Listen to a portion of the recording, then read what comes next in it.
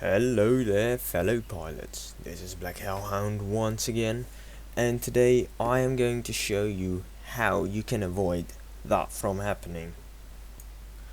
The first thing you should always do is check the enemy's plane. I can see this is an Me-410. Me-410s have big guns in the nose, usually 20 millimeters. They are deadly. And because they're in the nose, they are extremely accurate. I have two rather big Hispanos in the wing.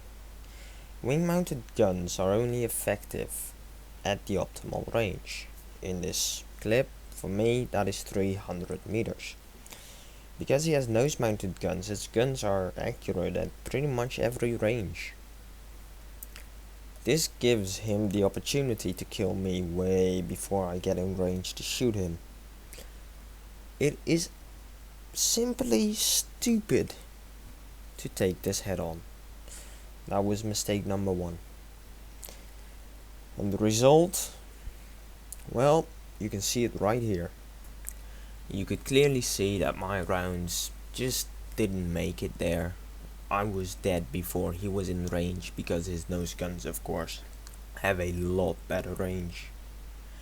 Now, we are going to look at avoiding those situations. First up, same situation, Spitfire versus an Me-410. Beautiful evasive maneuver, and as you can see, he did not hit me. Now let's take a better look at that move. The first thing I do in such a situation is look at what the enemy is flying. In this situation I can clearly see he has big nose guns. I don't, I'm weak, he's big and strong, so I do an evasive maneuver. Now the first thing I do is move out of the way. That way he's already gonna have to make a turn, making the initial engagement more difficult for him. Once he thinks he has a shot at me, I roll over, dive down. That way he has to follow me, but because my roll is superior to his and my elevator movement is superior to his, I'm easily capable of evading him. In order to make sure he cannot follow me in any way, I then start climbing again to confuse him even more and make it absolutely impossible in any way for him to hit me. The Mustang Mark 1A is a little bit less maneuverable than the Spitfire. This means that I can use the same maneuver, but it's not wise because the Me-410 can follow me a little bit better. Now, to counter this, instead of going underneath the plane and then going up, I stay on the same side and pretty much fly in a straight line. This once again does not allow him to follow me. Avoiding a head-on with a heavy fighter is a little bit more tricky than with normal fighters. In this plane you need to use the same maneuvers, except that the part of luck becomes a little bit more important. If the enemy pilot is not very good, you can easily get away, but if the enemy pilot is very skilled, there is a chance he will still hit you. Now he will probably not kill you, but he will be able to hit you.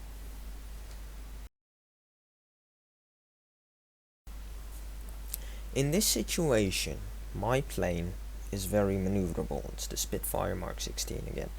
His plane, the TA-152, is very maneuverable as well, but I'm still more maneuverable.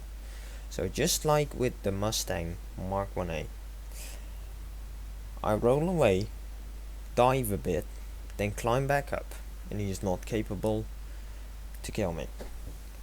Exactly what we want. Here we have a situation that I see a lot.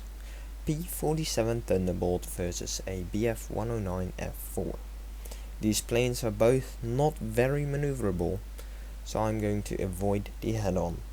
Once again, because my guns are in the wing.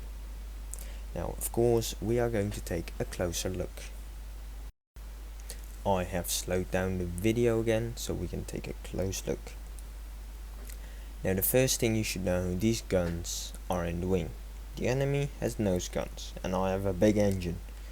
The chance that he's going to hit my engine is big and I'm not going to risk it. That is why I avoid the head-on. First thing I do once again is move to the side so he has to turn. And he is going to do it, but he's going to fail. Now as he comes closer I start to dive and he has to follow me, which he cannot. I once again roll to the other side, making it very difficult for him to follow me, climb back up again, and there we go, we passed him. Here we have the same situation turned around.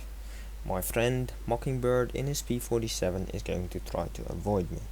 He's going to use a maneuver that many people use, but it's not the most effective. Now as you can see I clearly miss, but that's not always the case. Here we go, again, exactly the same setup. Nothing different, except for one fact. He is just a tiny bit too late. That small delay means he loses in the head-on.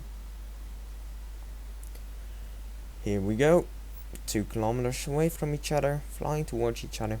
Now right now I'm trying to line up a bit. This is the exact same thing that happens when you fly to the side. He dives underneath me, but he's simply too late. Now let's take a look at the situation where you should try to take the head on. I'm flying in a beautiful Messerschmitt 410 and he is flying the P-51. Once again, I have the nose guns in my ME-410, he has wing mounted guns.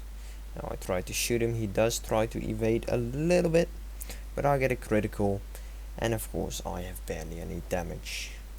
The result is a kill for me. Here we have the same situation again. I'm in the ME-410 with some beautiful nose mounted guns and cannons. He's flying his 51 again, but instead of trying to avoid me, he's going straight for me, something you will see a lot, unfortunately.